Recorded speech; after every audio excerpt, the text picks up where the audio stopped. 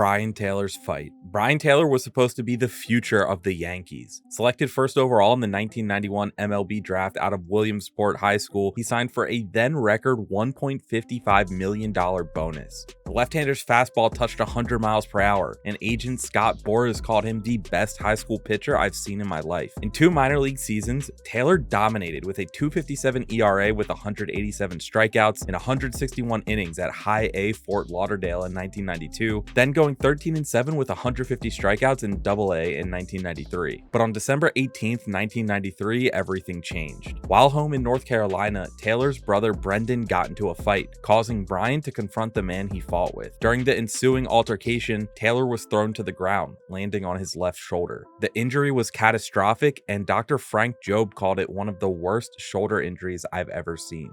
Taylor tore his labrum and shoulder capsule, underwent surgery, and missed the entire 1994 season. When he returned, he'd lost 8 miles per hour off his fastball and couldn't throw a curveball for a strike. He never made the majors, becoming one of only 3 first overall picks to never reach MLB.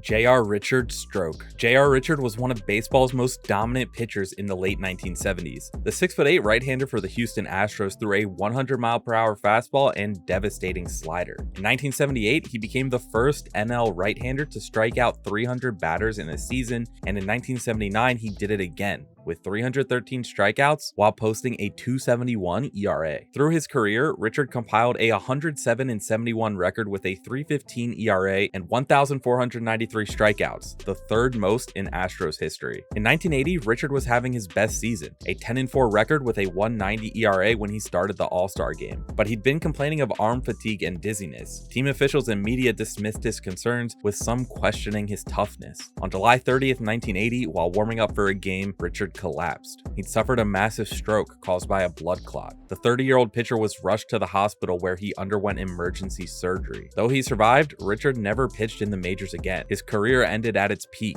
leaving fans to wonder what heights he might have reached. Richard was inducted into the Astros Hall of Fame in 2019 and died in August 2021 at age 71. The death of Jose Fernandez. Jose Fernandez was drafted by the Marlins in 2011, and by 2013, he was their ace. Fernandez went 12-6 with a .219 ERA, striking out 187 batters in 172 innings to win NL Rookie of the Year, while finishing third in Cy Young voting at 20 years old. After Tommy John surgery sidelined him for most of 2014 and 2015, he returned strong in 2016, going 16-8 with a .286 ERA and making his second All-Star team. On September 25th, 2016, Fernandez died when the boat he was piloting crashed into a jetty off Miami Beach at approximately 65 miles per hour. 2 friends, Emilio Macias and Eduardo Rivero, also died. An autopsy revealed Fernandez had cocaine and alcohol in his system, with a blood alcohol level of .147. The Marlins honored him by wearing number 16 patches. Fernandez's death devastated the community, and many fans wonder to this day how different the Marlins would look if they hadn't lost their future superstar. If you enjoy these baseball explainer videos, consider leaving a like and subscribing. It really helps me out. Doc Ellis's LSD no-hitter. On June 12, 1970, Pittsburgh Pirates pitcher Doc Ellis threw one of the most bizarre no-hitters in baseball history. Ellis claimed he accomplished this feat while under the influence of LSD. According to Ellis, he was in Los Angeles and thought the Pirates had an off day, so he took acid around noon, only to learn from his girlfriend that he was scheduled to pitch in San Diego that evening. Ellis somehow made it to the ballpark and took the mound against the Padres. He later described the experience by saying, "I was zeroed in on the glove, but I didn't hit the glove too much. The ball was small sometimes, the ball was large sometimes. Sometimes I saw the catcher, sometimes I didn't." He walked 8 batters, hit 1, and threw numerous wild pitches, but managed to complete the no-hitter in a 2-0 Pirates victory. Ellis didn't reveal this story until 1984, 14 years after the game. His career included 138 wins, a .346 ERA,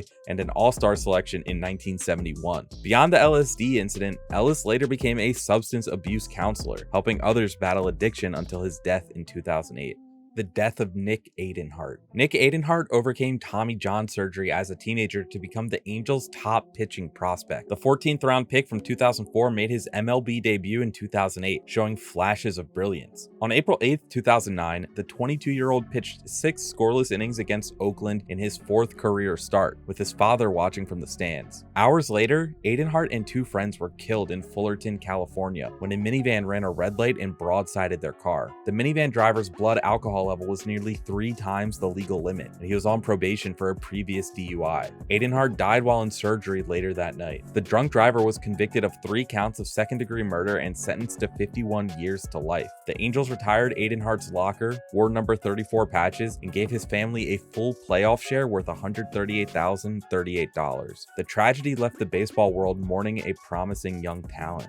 Josh Hamilton's spiral. Josh Hamilton was the first overall pick in the 1999 MLB draft, but his demons nearly destroyed him. After injuries in 2001, he became addicted to cocaine and alcohol, failing multiple drug tests, and for nearly 3 years he was out of baseball. Hamilton finally made his MLB debut with Cincinnati in 2007 at age 26, having lost prime years to addiction. With the Texas Rangers, Hamilton flourished. He won the 2010 AL MVP with a .359 average, 32 homers, and 100 RBIs. He made 5 All-Star teams and helped the Rangers reach consecutive World Series. But addiction haunted him, and he relapsed with alcohol in 2009 and 2012. Despite signing a $125 million deal with the Angels in 2012, Hamilton struggled and relapsed again in 2015 using cocaine and alcohol. He self-reported and avoided suspension, but never regained his form. Hamilton's career ended with a .290 average, 200 home runs, and unfulfilled potential. In 2019, he was charged with assaulting his daughter, later pleading guilty to unlawful restraint. Hamilton could have been a superstar, but instead we're left with a what-if story.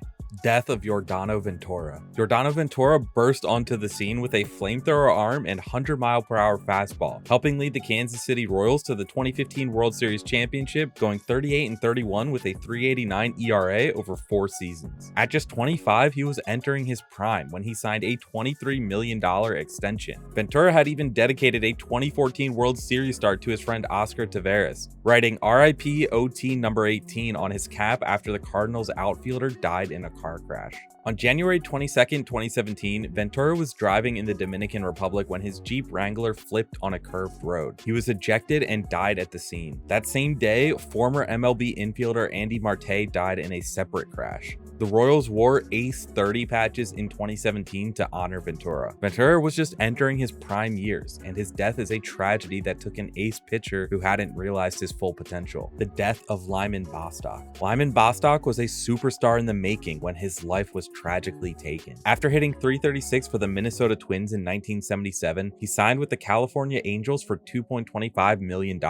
When he hit just .147 in April 1978, Bostock tried to return his salary, and when refused, donated it to charity. He would end the season with a .296, .362, and .379 slash line with 168 hits and 71 RBIs. On September 23, 1978, after playing the White Sox in Chicago, Bostock visited his uncle in Gary, Indiana. They went to see childhood friends Joan Hawkins and Barbara Smith, offering them a ride to their cousin's house. Barbara's estranged husband Leonard Smith had been watching in secret, and believing his wife was having an affair with Bostock, Smith followed their car. At a red light, Leonard Smith approached with a shotgun and fired into the back seat, aiming for his wife. The blast struck Bostock in the right temple, and he died 2 hours later at age 27. Smith was found not guilty by reason of insanity and served just 7 months in a psychiatric hospital before being released. The outrage over this injustice led Indiana to change its insanity defense laws. Bostock had a career .311 average and 624 hits in 4 seasons, passing away with unlimited potential forever unrealized.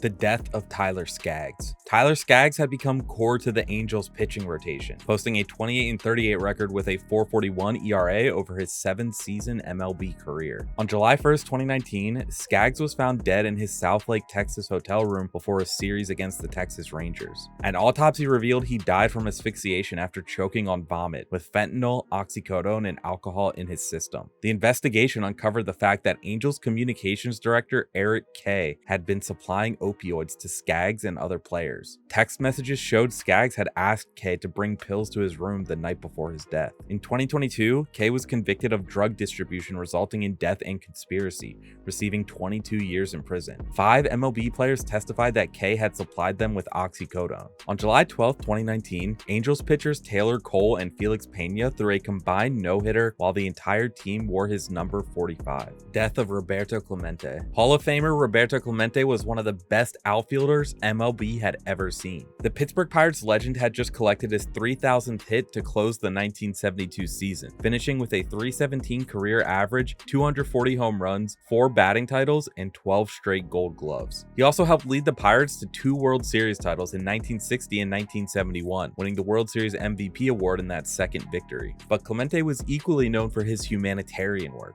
When a 6.3 magnitude earthquake devastated Nicaragua on December 23, 1972, killing 5,000 people, Clemente organized relief efforts. After learning that corrupt officials were stealing supplies meant for victims, he decided to personally accompany the 4th relief flight to ensure delivery. On New Year's Eve, Clemente boarded an overloaded DC-7 cargo plane. The plane crashed into the ocean shortly after takeoff from Puerto Rico. All 5 aboard died, including Clemente at age 38, and his body was never recovered. The plane was overweight by 4,193 pounds and lacked proper maintenance. In 1973, Clemente became the first player from the Caribbean inducted into the Hall of Fame, with MLB renaming its humanitarian award in his honor. Steve Howe's addiction. Steve Howe's talent was undeniable. The left-handed reliever won 1980 NL Rookie of the Year with the Dodgers, saving 17 games, and he helped them win the 1981 World Series. He also made the 1982 All-Star team with a 2.08 ERA. But cocaine and alcohol controlled his life. Howe was suspended 7 times for substance abuse, more than any player in MLB history. His suspensions began in 1983 when he missed games and failed drug tests. Commissioner Bowie Kuhn banned him for the entire 1984 season. The Dodgers and Twins released him in 1985. After missing all of 1988 to 1990, the Yankees gave him another chance. In 1992, Howe became the second player banned for life for drugs, but an arbitrator overturned Howe's ban, requiring drug tests every other day. Remarkably, Howe stayed clean and posted a 1.80 ERA in 1994, but by 1996,